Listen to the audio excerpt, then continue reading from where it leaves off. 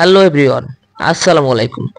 আজকে আমি আপনাদেরকে দেখাবো টয়টারই একটা প্লেয়ার NSCP-W64। এই প্লেয়ারটার ল্যাঙ্গুয়েজটা এই যে দেখেন ফুল জাপানিসে আছে। আমি এখন মেনু বাটনে ক্লিক করলাম, এই যে দেখেন ফুল জাপানিসে আছে। এই জাপানিস থেকে আমি ল্যাঙ্গুয়েজটা ইংলিশে কনভার্ট করব। সেজন্য আবার এই সেটিংয়ে ক্লিক করলাম, তারপরে এই যে বাম সাইডে নিচের অপশনে ক্লিক করলাম।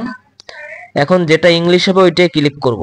এই যে দেখেন লেখাই আছে ইংলিশ, যে ইংলিশে ক্লিক করে দিলাম এবং ওকে দিয়ে দিলাম।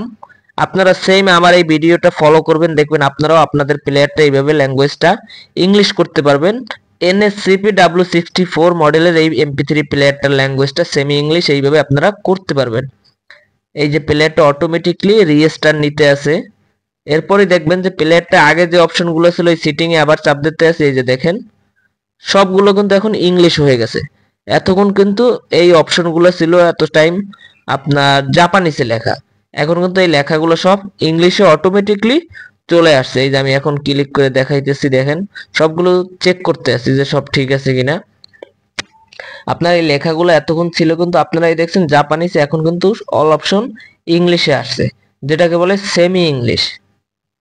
সো আজকের ভিডিওটা এই পর্যন্ত ছিল। আশা করি সবাই ভালো থাকবেন, সুস্থ থাকবেন। ধন্যবাদ।